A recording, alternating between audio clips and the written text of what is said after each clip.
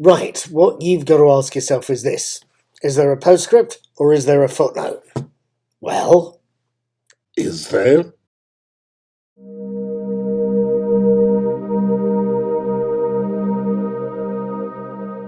right, hello, good evening, good afternoon, good morning, whatever it is, wherever you happen to be. My name is Paul, I'm also called Knickknack, and I'm the brains, so help me God, behind Knickknack's Old Peculiar, the blog, and Knickknack's Daily Teaser, which is a load of fun daily rain teaser quizzes, and I also talk about movies and TV shows I've watched. Right at the moment, I've been watching the third season of The Mandalorian, and it's looking rather impressive.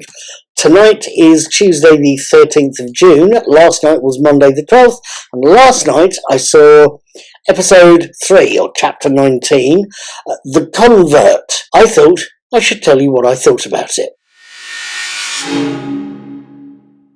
Episode 3, chapter 19, The Convert, opens with a summary of earlier episodes and then shifts to show us brief scenes or brief flashbacks to series 1 and 2 of the show, reminding us about Dr. Pershing, the scientist, played by Omad Abtahi, and Officer Elia Kane, Katie M. O'Brien. The scene then moves to remind us that Din Djarin, the Mandalorian of the show's title, has completed his mission, bathed in the living waters, and gathered the needed proof. Now all he and Bo-Katan Kryze, Katie Sackhoff, need to do is get back to the armourer, Emily Swallow, with the proof without getting killed by the TIE interceptors bombing Bo-Katan Kryze's castle.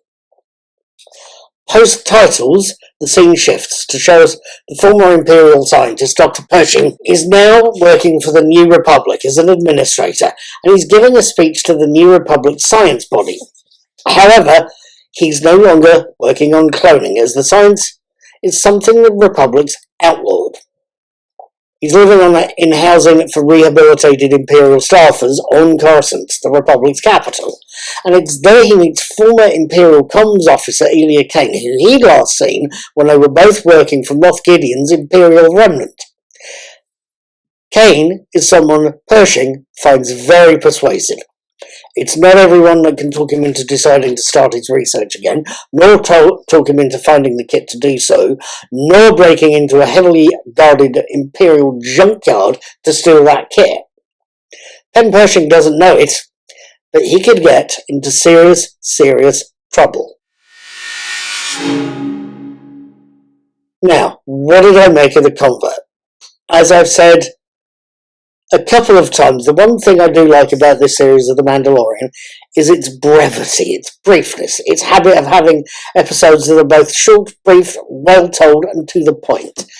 They average out to around the 40-minute mark. They are stories or slices of story that romp along at a good economic pace, keeping themselves down to that aforementioned 40 minutes or so. And thus far, they've told me an entertaining tale in the process. You would think that The Convert, at some 56 minutes or so, about quarter of an hour longer, would be different, wouldn't you? You'd assume I'd find that something of a turn-off. You would normally be right.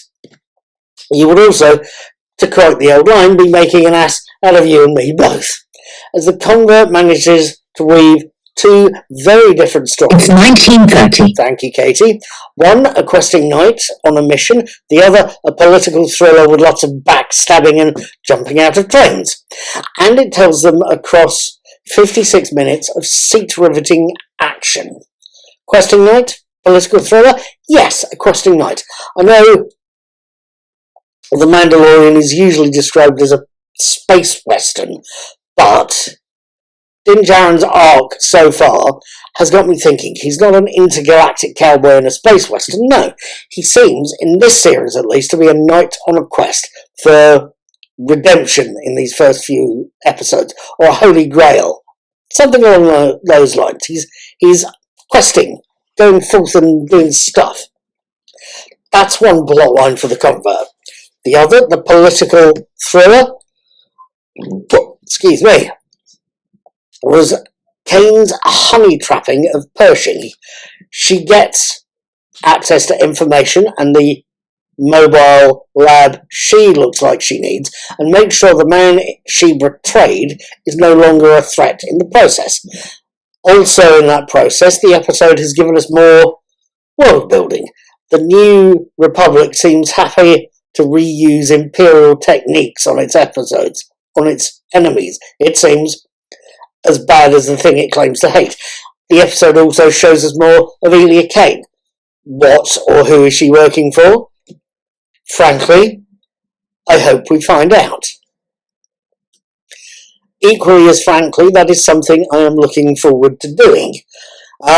Which is why I am going to be watching episode 4, The Foundling, next Monday on the 19th of June, and I will have my written and video reviews up on Tuesday the 20th of June.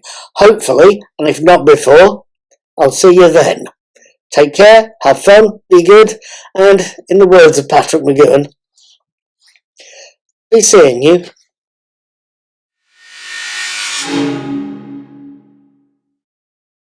Right, the phrase, or that hoary old espionage phrase, honey trap, is usually used to describe somebody getting conned into something by a treacherous romantic partner.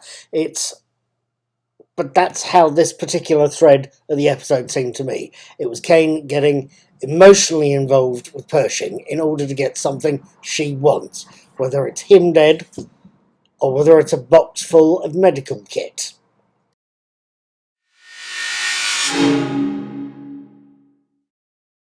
The hideously evil device that Dr. Pershing gets tortured with, the hideously evil thing in question, is what the New Republic technician who's operating it calls a 602 mitigator, but what everybody else calls a mind flayer. If it wasn't for the fact Dungeons & Dragons introduced the term in the mid-70s, I'd accuse Disney Plus of making that up.